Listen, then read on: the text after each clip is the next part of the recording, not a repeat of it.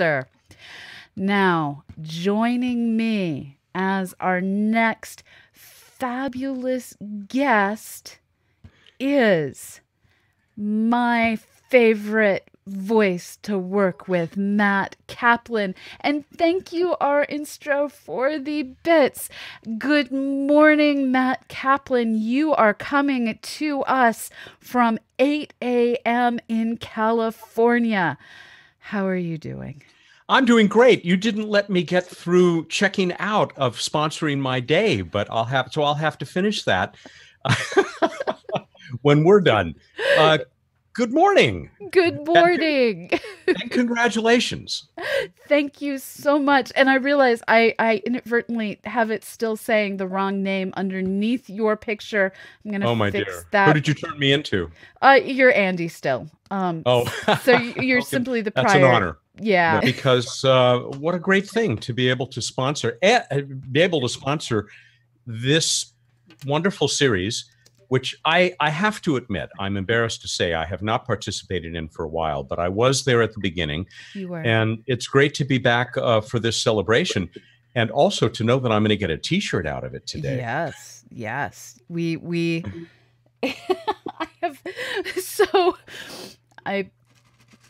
when people sub to our show, a noise goes off that my dog has learned means he gets a treat. Come on up. And he's sitting here Hello. ever so patiently, just sitting and staring at me because he heard the noise.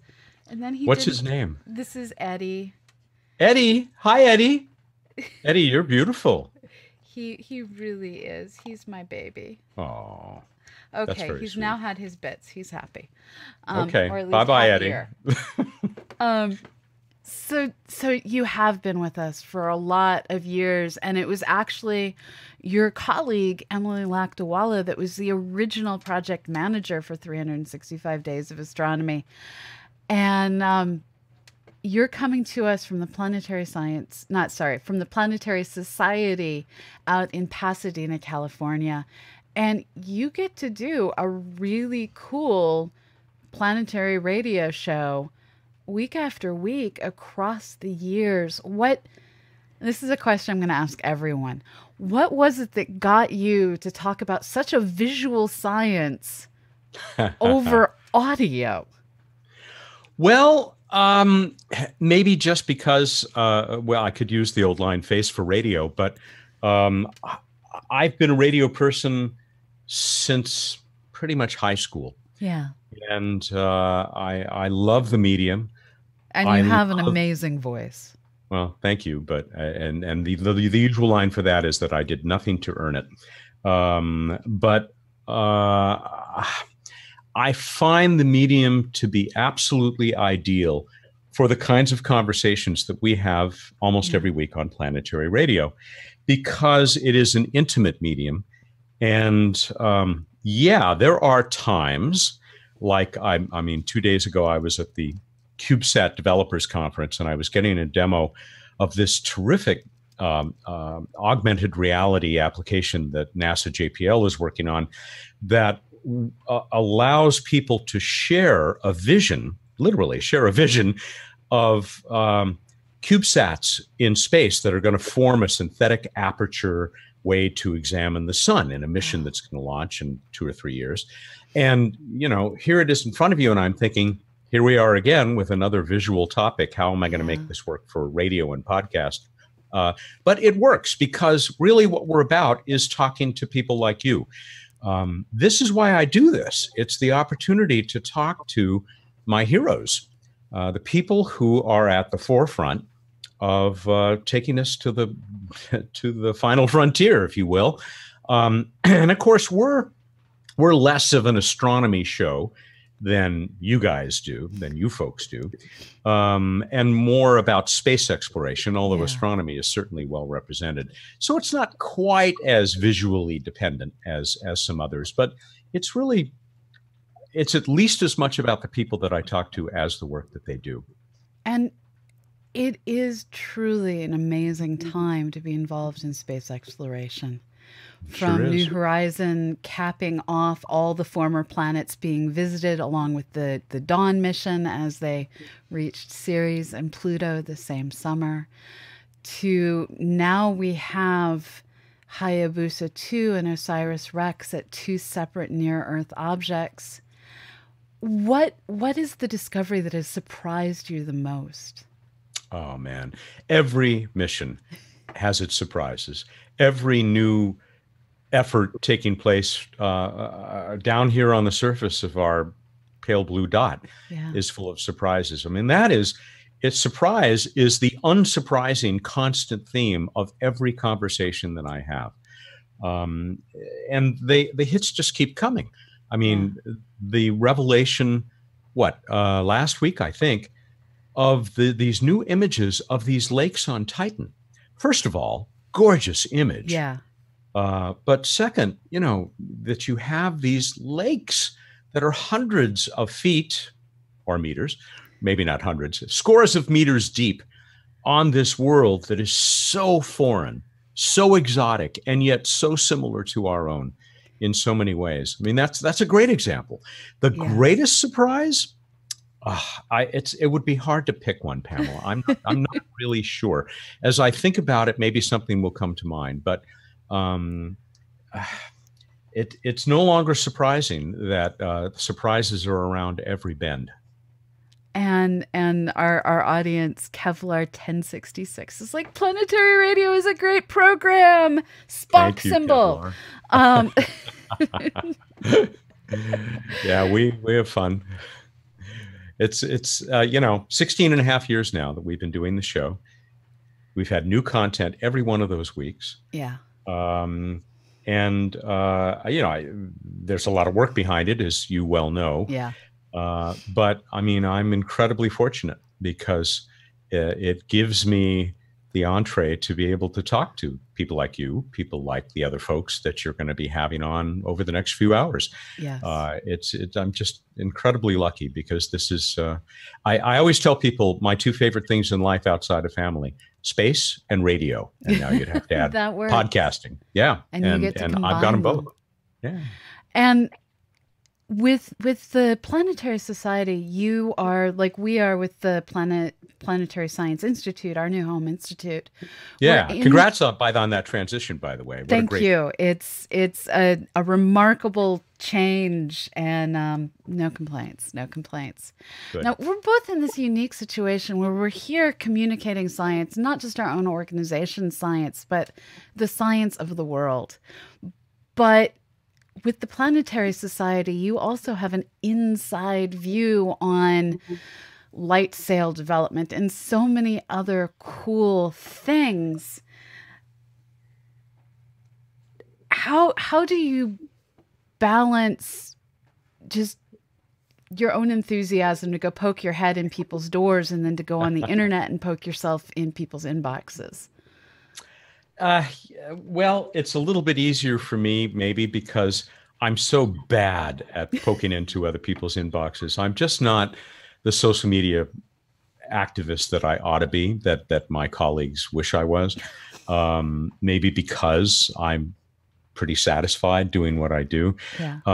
But I don't think, I pretty much have been left alone. I mostly get to do whatever interests me, so that if I see a press release or I get some kind of notification, see something pop up from Alan Stern, I can say, "Ooh, we ought to put that on the radio." Yes. And then just see opportunities. Like I said, I was at the CubeSat Developers Workshop. Couldn't resist going up to Cal Poly San Luis Obispo because I also knew that our Light Sail 2, our solar sail, is going to be packed up and leave Cal Poly's CubeSat lab, we think on May 7th. Okay. And so it's a last chance to say goodbye to our baby because I'm never going to see it again. Well, you might see it in the sky. Yes, as it takes selfies of itself. Yeah. But to actually stand in front of it in the clean room and think that, this little thing built for a ridiculously small amount of money compared to what we have used to think it took to get things up into space to do amazing things, is, with any luck, is going to be up there unfurling its sails before too long. It's just outstanding to be able to have that opportunity. Talk about opening doors to clean rooms, Well, and science fiction is now becoming reality. Light sails, I remember reading books that talked about them. There is, I want to say, an old Arthur C. Clarke book that has people Yeah. racing sunsail yachts, and Yes, not all yeah. goes well. It's a fabulous short story. Folks should go out and read everything Arthur C. Clarke wrote for short stories. His short stories are amazing. You're now part of seeing all of that science fiction become reality. Now, while I know what a light sail is, in part because I read way too much Arthur C. Clarke, not everyone out there does. Can you explain the idea of a light sail? Okay, first, you can't read too much Arthur C. Clarke. I'm rereading one of his old collections of all of his short stories right now. And by the way, the close of the original novel, Planet of the Apes, all those movies were based on, it closes with chimpanzees flying a solar sail, which is I did not know that. That is awesome. Not a bad book. Solar sailing is a concept that goes back to our old friend Konstantin Tsiolkovsky, who basically laid out the blueprint for almost everything that we have done in the 100 years since. He actually thought of the concept, as I remember. And it wasn't, though, until many years later that people like my old boss, our executive director emeritus, Lou Friedman, started to, well, he literally wrote the book on solar sailing. He started to figure out, okay, if we really wanted to make this work, how would we engineer it? How much sun do you have to catch with these sails that you unfurl? And how efficient would it be compared to, a chemical rocket? Well, it turns out it's a wonderful solution. And we've taken the first few baby steps into making this happen, so that what you do is you literally sail on the light of the sun. A lot of people think it's the solar wind. It's not. It's not the particles. Photons. The photons, exactly, because photons, they have no mass, but they carry momentum. And you can catch that momentum with big, shiny surfaces. And so our light sail is a good example of how these work. It's this tiny little 3-unit CubeSat, meaning it's 10 by 10 by 30 centimeters. But it becomes this meters-wide sailing craft when it unfurls or deploys these big sails. It orients itself toward the sun.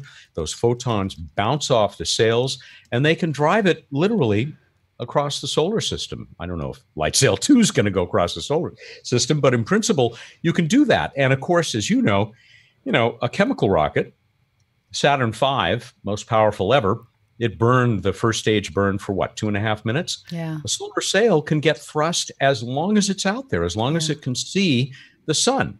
And of course, people like Breakthrough Initiative, Breakthrough Starshot, they're talking about using tiny meter-wide solar sails driven for a few initial minutes by lasers, gigantic laser systems, and reaching 20% of the speed of light.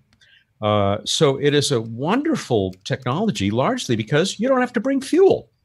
And you can head, Lou Friedman believes it's one of only maybe a couple of technologies that we have currently the ability to make use of that could actually help us reach the stars. So talk about Ad Astra. And it really comes up in science fiction over and over as that how we get to the stars. Kim Stanley Robinson brought it up in, at least, was it Kim Stanley Robinson or Neil Stephenson? I'm having a moment. The Aurora book. I think it was. That was Kim Stanley Robinson. Yeah. Yes, that was Stan's. Where we're coming back.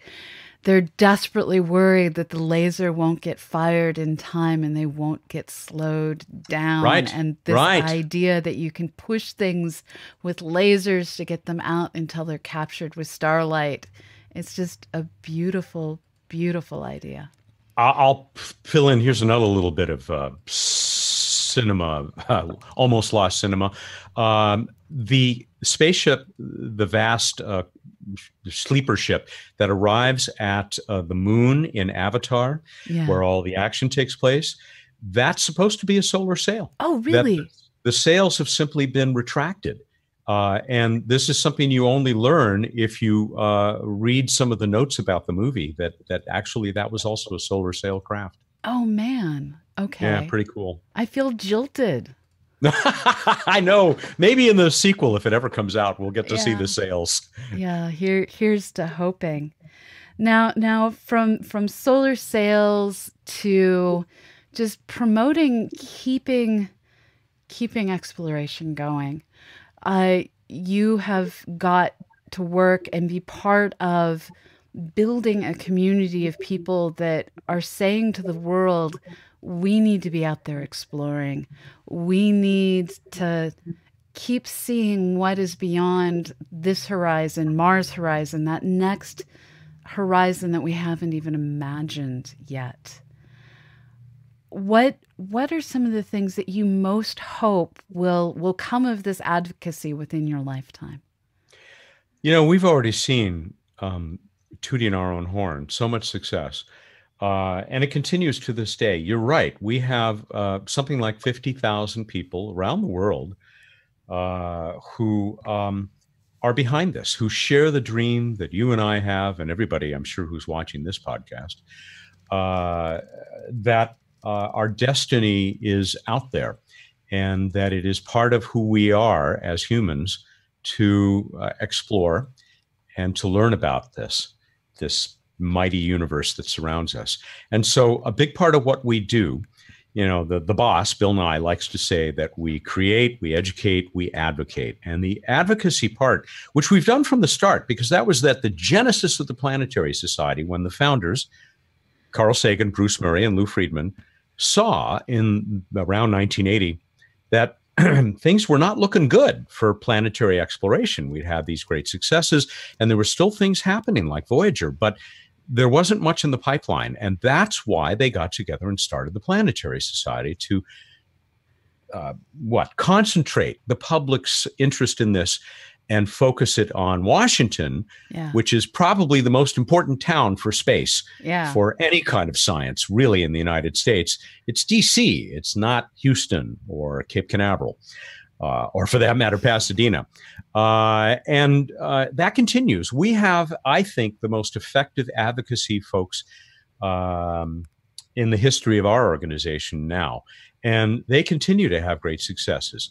We are told by Congress people that the work done by the Planetary Society, especially on those times like our recent Day of Action, when hundreds of Planetary Society members came to Washington and made, I think, almost a couple of hundred visits to congressional offices. Dang. These are all people from those constituencies, who are part of those constituencies, live in those districts. It's enormously influential. The fact that the planetary science budget is doing so well, as is the entire NASA budget, is largely due to you guys. I'm not gonna. You guys thank do you. amazing. Yeah. This is what we are told. Yeah. Alan Stern regularly gives credit to the Planetary Society for saving the New Horizons mission. Yeah. During one of those times, and there were several, when it looked like it might never literally get off the ground. Yeah. And that is such an important, increasingly important part of what we do within that, create, educate, and advocate triad. Please keep Europa Clipper going, please. Oh, God, yes. Absolutely. High priority. Yeah. We all want to get there, right? Yeah. Yeah. I mean, you asked what my biggest surprise has been. I hope what my biggest almost expected surprise will be before I, shuffle off this mortal coil. I either want to see boots on Mars, but more than that, like you, I bet, I want to know there's life someplace else. Yes. In the solar system or the galaxy. And, we have a shot. We have Yeah. a shot on Europa. We've got a shot on Mars. We have a shot looking across the galaxy with the new generation of telescopes. Fingers crossed. My greatest hope is that we will find evidence of fossil life on Mars. We're getting more and more indications that there was water on Mars for a couple of billion years, and that's long enough for bacterial mats to have formed that, well, we know what those look like fossilized here on Earth, and we've seen things that haven't been poked and prodded with enough detail yet that look like they could be. And I just want that proof that they are. I'll settle for those microfossils. That'd be fine. Yeah. Well, But I really, I go big or go home. I want the whole bacterial mat. Thank you very yeah, I much. want to go down, 3, 4 meters under the surface and find that they're thriving down there. Yeah. And they're saying, where you guys been? And they look at us as maybe their sons and daughters. Yeah. Well, this is one of my greatest frustrations with poor little Insight's mole is I Yeah. wanted those temperature measurements of beneath the surface because I, like you, there's been so many different people's articles I've been following over the years predicting it's warm enough, it's not warm enough, it's warm enough, it's not warm enough to support life under the surface. And I want to know. And so of course there's going to be that person out there saying, well, they simply found the life and the life is pushing back, refusing to be detected. I don't think that's the case. There's in fact like no way that's the case, but it's so frustrating. You are so right. We did a live show. We were at Caltech, standing room only Yeah. audience, which, yes, it's a space town, but still to be able to turn out what 1,200 people who Yeah. were jumping up and down with us when Insight landed successfully. And there on stage with us was the guy at JPL who's the liaison with the European team that developed the mole. And, and just tears in his eyes and Yeah, hugging yeah. everybody. And now to have this, I don't want to call it a tragedy yet because maybe they'll figure something out, Yeah. but to see this absolutely revolutionary experiment go awry Yeah. because they thought they picked this great spot and it runs into a damn rock. I Yeah. mean, really, rocks should not stand in the way of science. They should be sun. Um, but Don't lick rocks, people. Do not lick rocks. I know this is a thing. Don't lick the science. So I still hope they work it out, but I'm with you. It's so disappointing to think that Yeah. that may have been stymied by this stupid piece of sediment. Yeah, yeah. So here's to hoping. And then there's this great frustration of getting to Uranus and Neptune is so difficult Yep. because you have to get so much velocity to get that far out and then to dump all of that velocity to get into orbit of one of these worlds even though they're so much bigger than Pluto. That's still a whole lot of velocity to dump. This is a large delta V Yeah. change. So that one I'm not sure will happen in our lifetime, but hey, we know that we know we can slow down at Jupiter and Saturn. So let's just explore the science out of those moons. Absolutely. And of course, there are people out there, we talk to them frequently on the Yeah. show, who want to get to those so-called ice giants. Some people have problems with those terms, but they're okay with them by and large. And there are models for making orbiter missions work, Yeah. even out there. But yeah, you're right. It's no small thing. It's like I still get people asking me, why didn't New Horizons stop at Pluto and go into orbit? Well, much as we would have loved to, there just wasn't any way to put on the brakes. Yeah. I still hope that'll happen. And of course, I know that they are also looking forward to this new generation of telescopes to Yeah. give us a better view. But there's nothing like being there. There's nothing like going out there and sniffing the air and hanging out for, as Cassini got to, for the better part of a Saturnian year. There's just nothing like it. It really is amazing. Yeah, it's an amazing time, just like you said. We live, and I won't take credit for this. It goes to my colleague who you mentioned, Emily, Yeah. our planetary evangelist. We Yeah. live in the golden age of planetary science and Yes. planetary exploration, but it's really the golden age of exploring our universe, our galaxy. Yeah. And, may it continue forever because as it though it frightened a lot of people in the time of Copernicus, Yeah. it also inspired a lot of people, and it still has that power. And that's, I think, what we're trying to do, what you folks do, Avivah and others with 365 Days of Astronomy, and all the other efforts by all the other fantastic people that you're going to be talking to over the next many hours, Yeah. who I am so honored to be a part of that community. Now, what are the shows that you have coming up in the future that people can look forward to? You know, How handy that I have this. This is actually not here for this, but what do we have coming up? Okay, this week's show, Hannah Wakeford is going to talk about exoplanet atmospheres, which we're beginning to learn about. We finally now have tools that are just barely powerful enough to start to tell us what the composition is of some of those. But just wait for the James Webb Space Telescope, Oh, which yeah. is something that she talks about, and pray that it unfolds the way it's supposed to. On the 3rd, because the first Friday of each month, we have our Space Policy Edition, where Casey Dreyer, our chief advocate, and I get together. And we lately have been talking to, terrific people. He's going to have Mark Albrecht on. Mark Albrecht headed the National Space Council at the time of the George W. Bush presidency, which was actually a really critical and interesting time for development of plans for exploration. And it is, I think, the best guest conversation that Casey has yet had on the show. So that's coming up on Friday. Then I'm leaving Monday or Tuesday. I'm headed to the Planetary Defense Conference, which, as you know, is another big initiative of the Planetary Society. Yeah. Because it only takes one big rock to ruin your whole day. Planet. Your civilization. Exactly. It's so cliche now, but I love the line, you know why the dinosaurs died. They didn't have a space program. Right. And that's going to be in DC. We're going to do Planetary Radio live there with the boss, the science guy, and then turn that into an episode of the show on May 8th. I'm going to do stuff, based on my trip up to the CubeSat Developers Conference. I had a conversation backstage with people who made Einstein's quantum riddle, because unlike a lot of the society, I don't have to just focus on small, round, rocky things. We can talk about, stuff like stars and quasars and so on. And then Jay Pasakoff is going to be on. Didn't he start the show? Yeah, with you? he was on with us an hour and a half ago. What an amazing man. He will be on at the end of the month, and it'll be fun to catch up with Jay.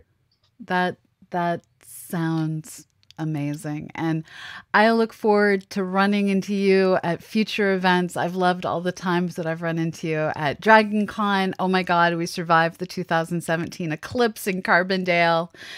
And I think survive was the right word. Yeah. What was that? 100 degrees and 100% humidity and one evil cloud. But it was still a blast, wasn't it? It really was. And you did get to see some totality, didn't you?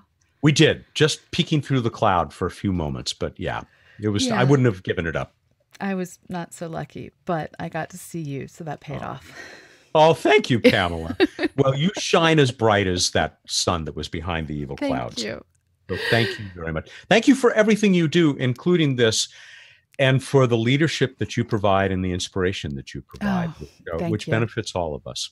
Well, I'm going to keep doing this as long as I keep having funding to do this, and as long as we're having fun doing this.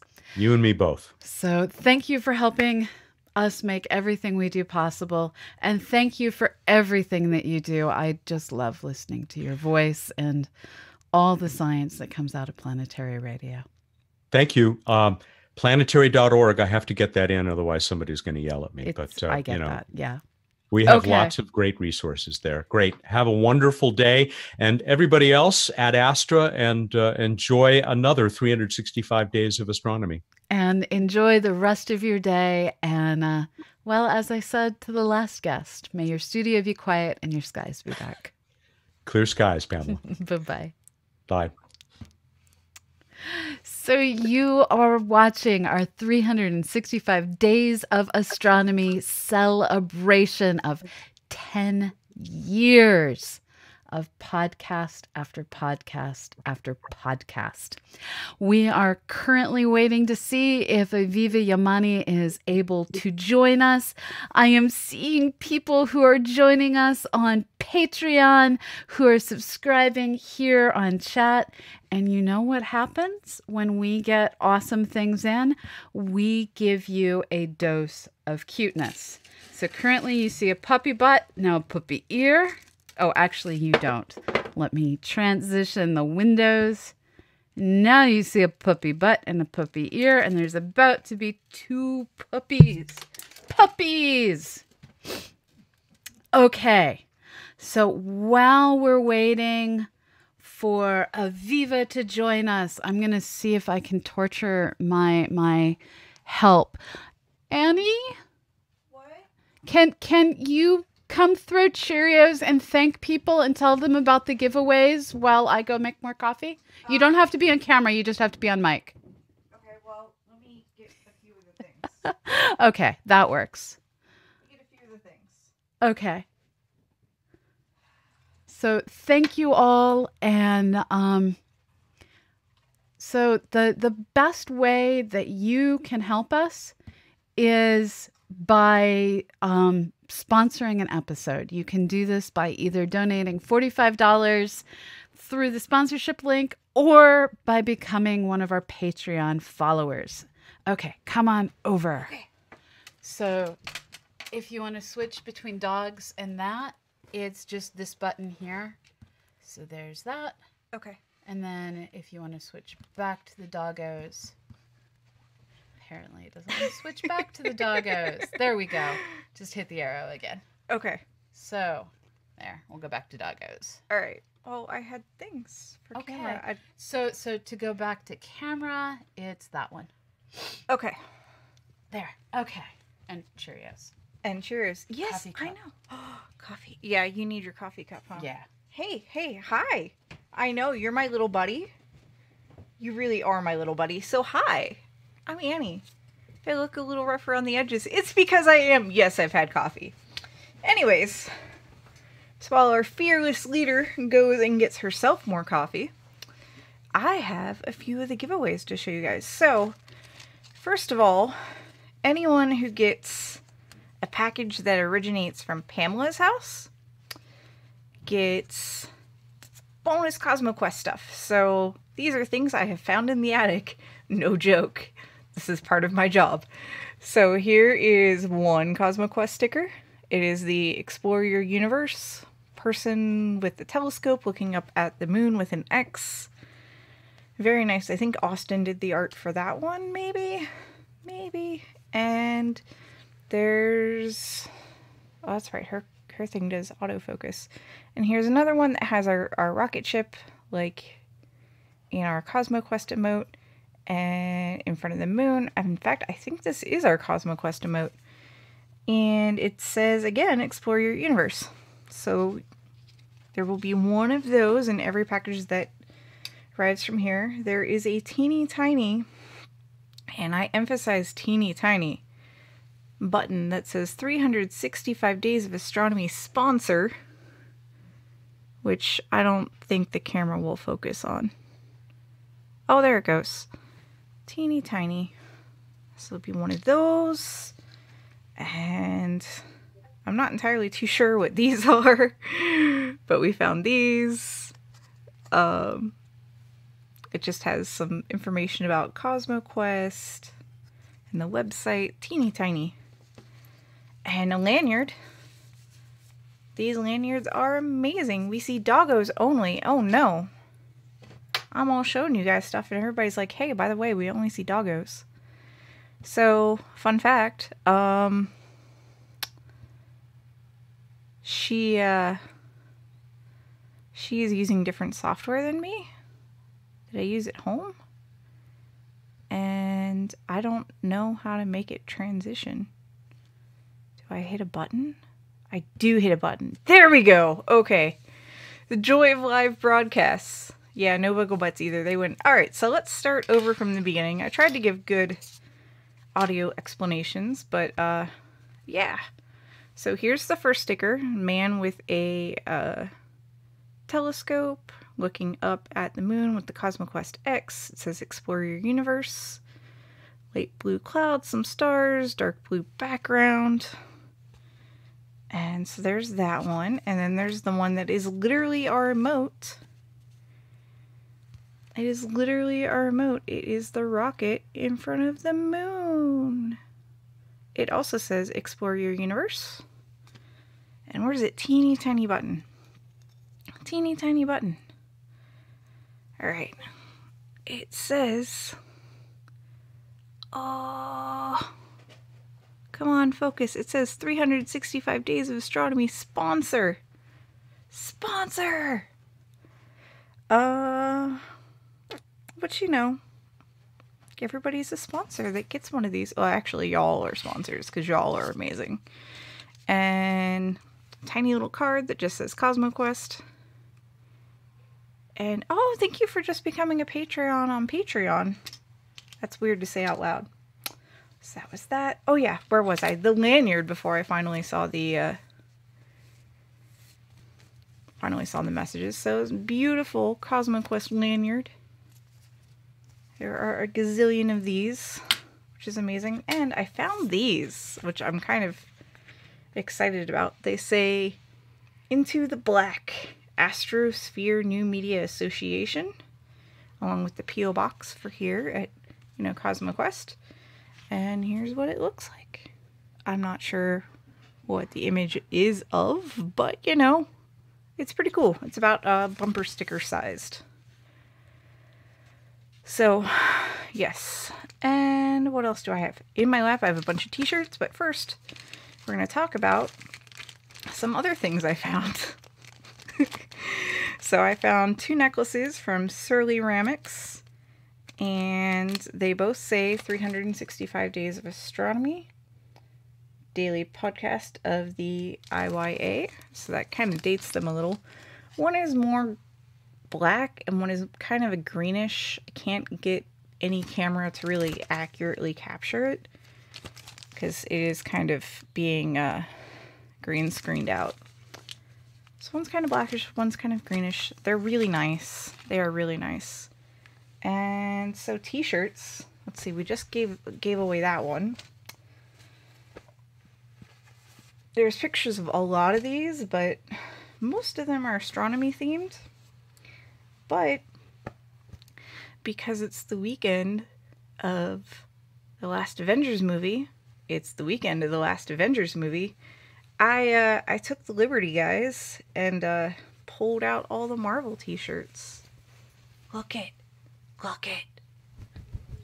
So I have the Black Panther t-shirt, and I'm just going to messily fold these. I'll fold them nicely again. I think it's the Wasp. Black Panther, the Wasp. Which I can't see. It's literally in between me and the thing. And I know he's not in Endgame, but I grabbed all the Marvel shirts I found. I also have a Venom shirt. So those are there. And yes, please, no spoilers. But I figured that was fitting because, that's happening this weekend and this is happening this weekend. Are any of those available as merch? The lurker asks. So these are not available as merch. The Marvel t-shirts. They are from loot boxes that Dr. Pamela gets. We do sell merch. I don't remember the merch link, and I don't think we have copies. I think the only merch things that we have that are up on the store are just the newer CosmoQuest shirts, because we have older I Am CosmoQuest shirts, which I will have to get out later for you guys. We have those. I'll do a Marvel shirt next. Yeah, sure. I don't care. And yeah. Yeah, please, no spoilers. I'm not going to be able to see it before I go home. I am 8+ hours away from home. So, oh yeah, and it's not Marvel, and it's not astronomy themed, but, what is this? It's a Back to the Future shirt. So, do. It's also from Lootbox. We had to tell them that there are no Marvel spoilers. Oh, yeah, no. No Marvel spoilers.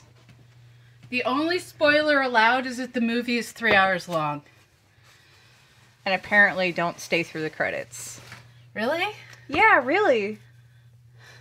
Mom went to go see it before we left. That's no good. I know, right?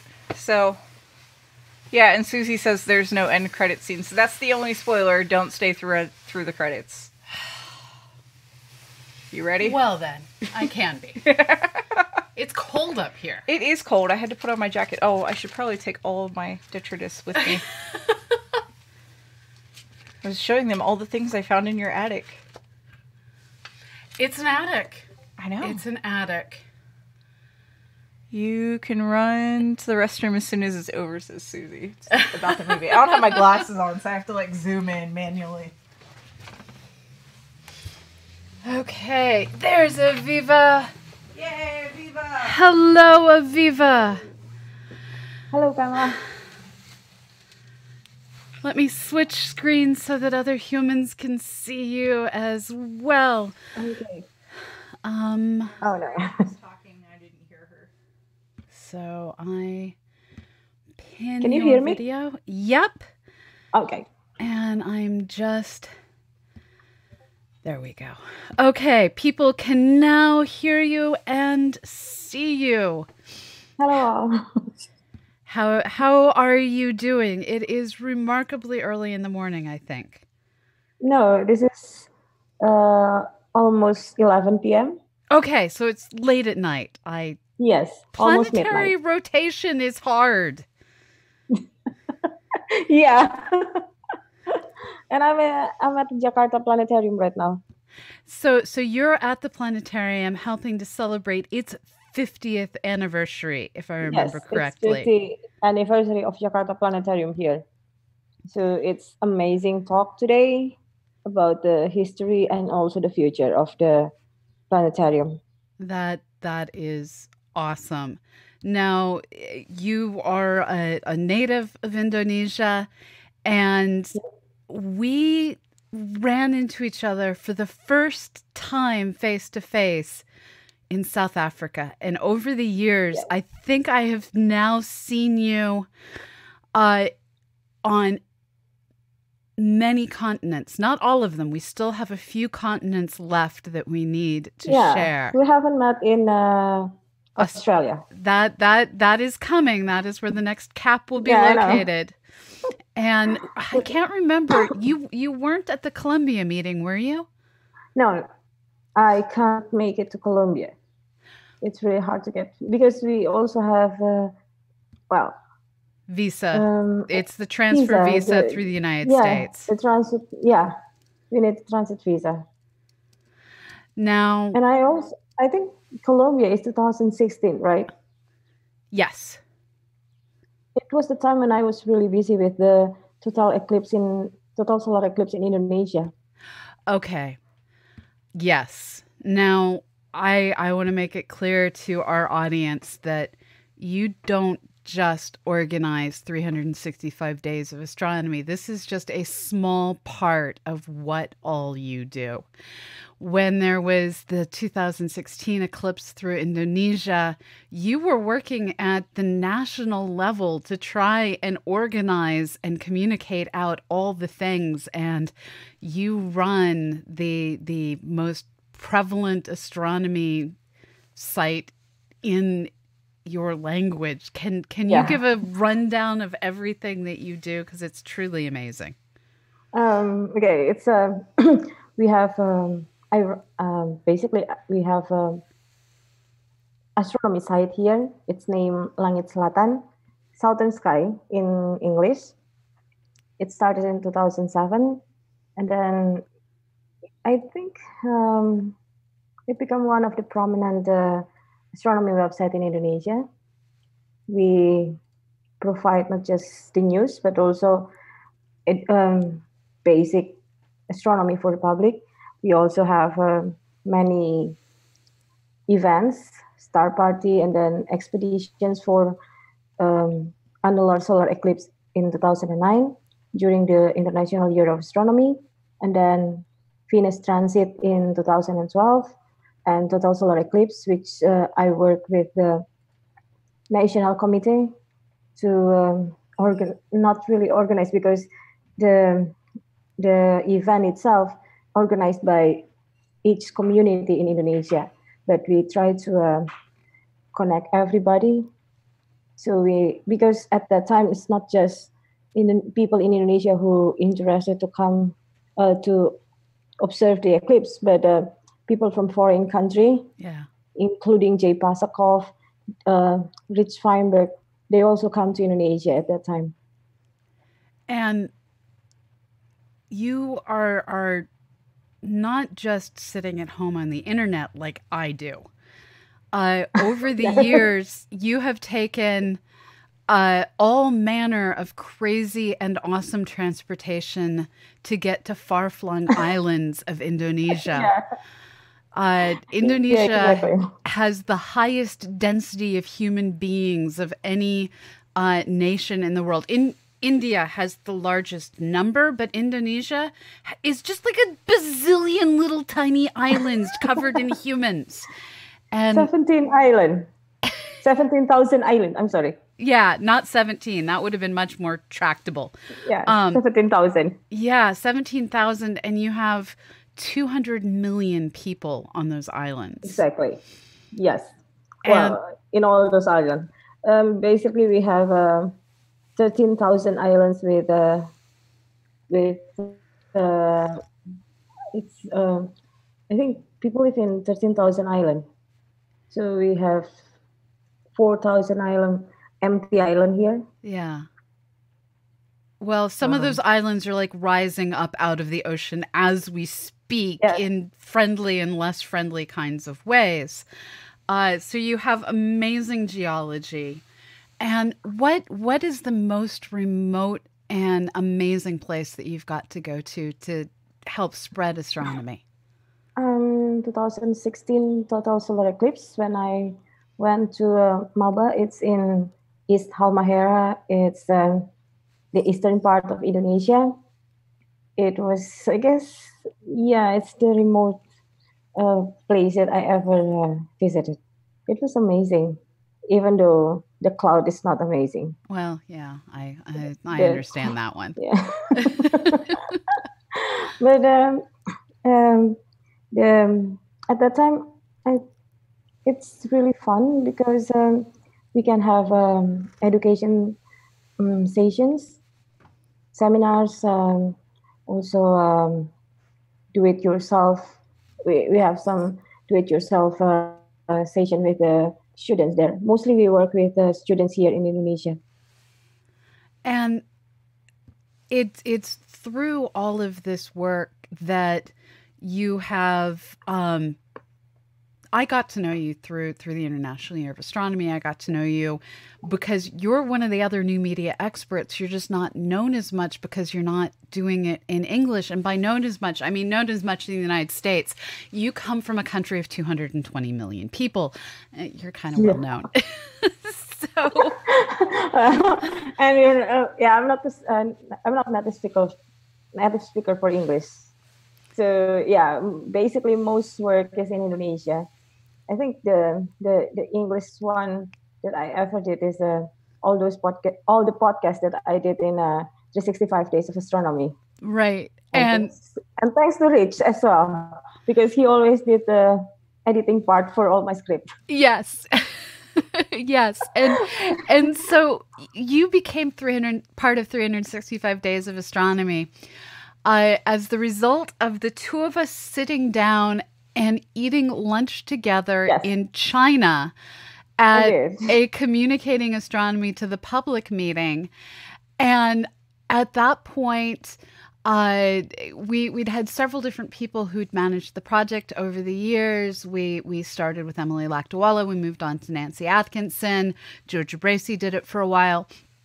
And different life events kept pushing things forward. And I was at the point of Georgia was about to start her PhD. We needed a new person. And we got to talking and I was just like, would you like to be our person? And you became our person. And you have done an amazing job ever since. Thank you. And thank you for offering. Because I guess we had lunch with you, Mike, Maxine and Tilina, I guess. Yes. Then it's like out of the blue, you said, do you want to join? And I was like, okay, it's nice. It was simple. And it's while working with you that we have earned, and I'm going to hold these up. We Okay. have earned these 2 awards that are shockingly heavy. Pardon me while I Yeah, it's really awkwardly try heavy. and hold them.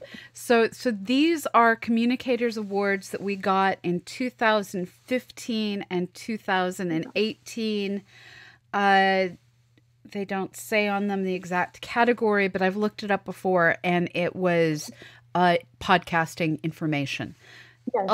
It's the silver Yeah, one, right? it's the Silver Communicator Award, and it was through your herding of humans and Rich's editing that we were able to do this. Now, you are the kind of detail-oriented person that I need in my life. Thank you. Over the years, you have systematically reached down, hunted down, got a hold of every content producer out there in astronomy. I think you've sent me no end of what do you think about having this person come on. How is it that you're constantly finding new content to bring into 365? Well, I don't know. I mean, I just do it. It was fun because, well, we basically we both have a large network of astronomers. Yeah. So I try to contact them, and then sometimes they just showing up with the, they emailing us at the info 365 Days of Astronomy, Yeah. and then said that they want to do it to have a project to feature their project in 365 Days of Astronomy. But sometimes I also approach them and, well, asking them if they want to feature their podcast in our project, and they said yeah, because usually they want to know how many people listen to our podcast, and it was like more than 5,000 download every day, so Yeah. it's worth a try. More than 5,000 people every day. Yes, It's pretty amazing. And I'm flipping up. Pamela, it's not just in the US. Our listeners is from all over the world. Yes. Even though I know it's not really much in Asia, but it's basically all over the world. Something that I still, it's kind of my hope that I can bring more people from Southeast Asia to also join the 365 Days podcast. Well, we have Rohel once, and we have one of my colleague, Sri Laksmana, once for the podcast, but still we need more people. And over the past decade, we've had people send us audio from every continent except for Antarctica. Antarctica, we need you. Yeah.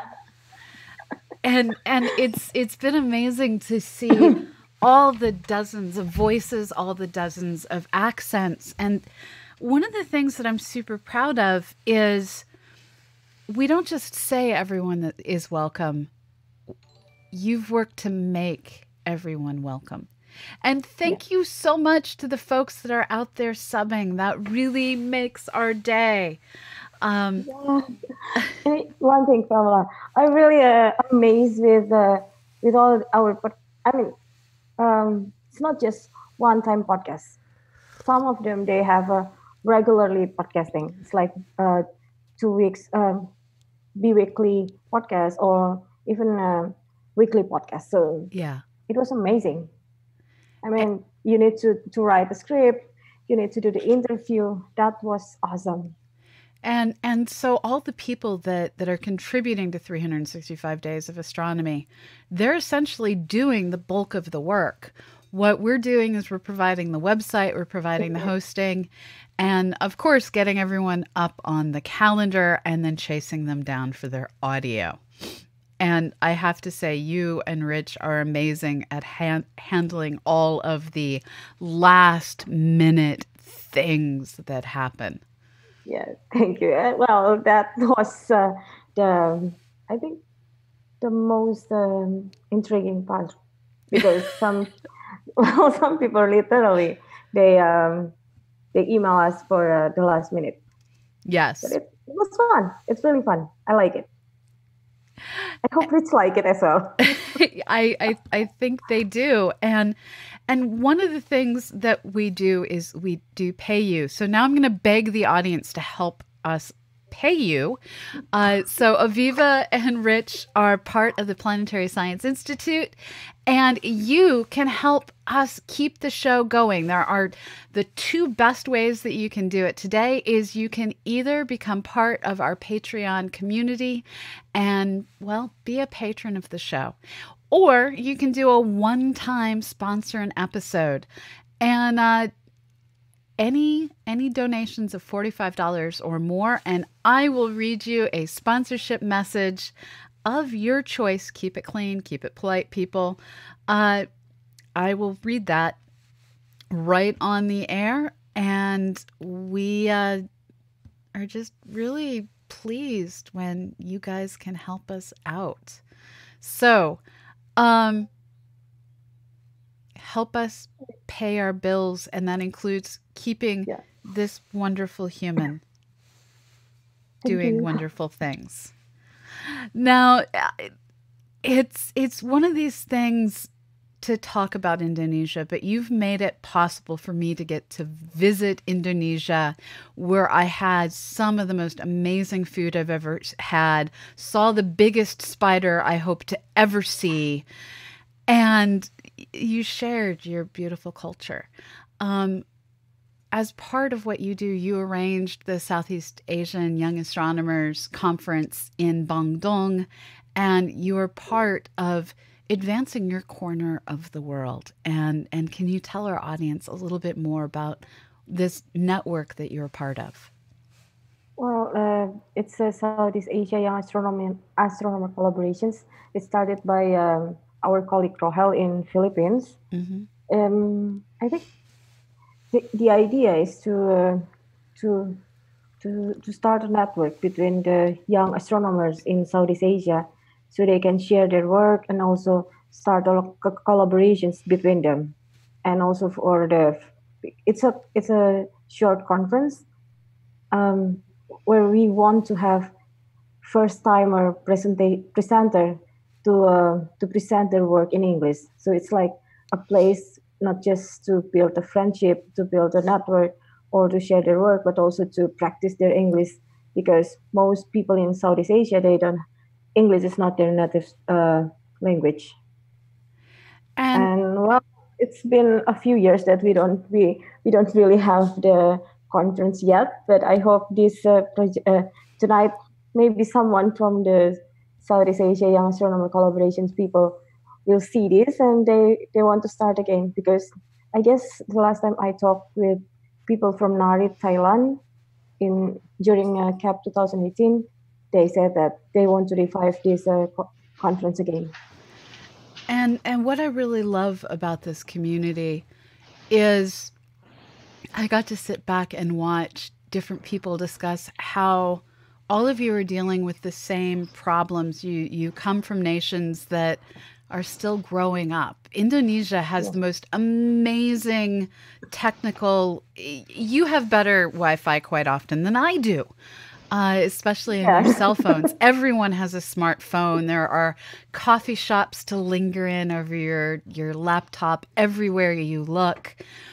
But you're still raising up your remote islands. You're still raising up your university systems. And you and so many others like you are working with the International Astronomical Union's Astronomy for Development Office to change the world using astronomy. Can you tell our audience a little bit about this? Sorry, with which part? Sorry. What all you're doing with OAD? Oh, OAD.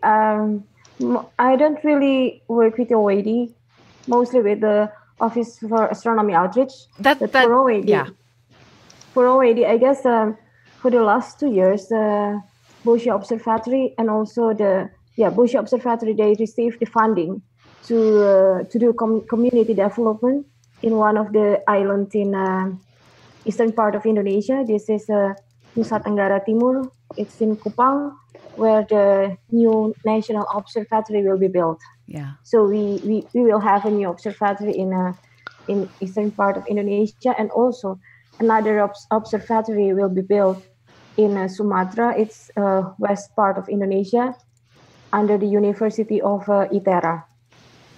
So we will have two observatory in the futures. One in Kupang, the National Observatory, they will have 3.8 meter telescope, while the one in Sumatra, in Lampung, Sumatra, they will have like 2.4, either 2 or 2.4 meter telescope. And you have a unique problem that had never occurred to me until I visited, and we went up to the observatory near Bandung. Polar aligning your telescopes, you're almost on the equator. Yes. I don't know how you align telescopes. And you do amateur astronomy as well. How do you align a telescope when you're almost on the equator? Well, It's a stupid question, but it's one of these things that baffles me. well, that's something that I usually just do the polar alignment. So I don't know how to explain that. So you are going to be back in 8 more hours, I think, if I'm mathing correctly. It should be 6 a.m. in the morning. Yes. Well, here it's 7 p.m. And so you're going to be back, and we're going to be talking about how far we've made it and what all we've accomplished in just a few hours. And until then, I can see that we have Nancy Atkinson holding in the wings, getting ready to join us. While I prep for her, can you tell everyone where they can learn more and follow you online?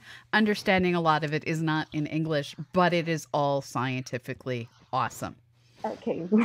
Well, if you want to see my work, if it's in English, then you can find me at 365daysofastronomy.org.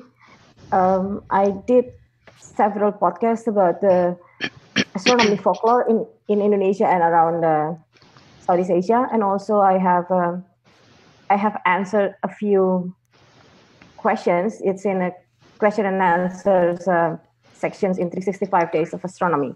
Aside from that, if you want to find me in Indonesia language, you can go to langitselatan.com. Okay, I don't need to pronounce that, but it's a southern sky in Indonesian. And also you can follow me on Twitter in Ivy97. Awesome. So we will see you in a few hours. Get some sleep and some sleep now. Okay, enjoy Jakarta. Thank you. Yep. See you. Bye-bye. Bye-bye. So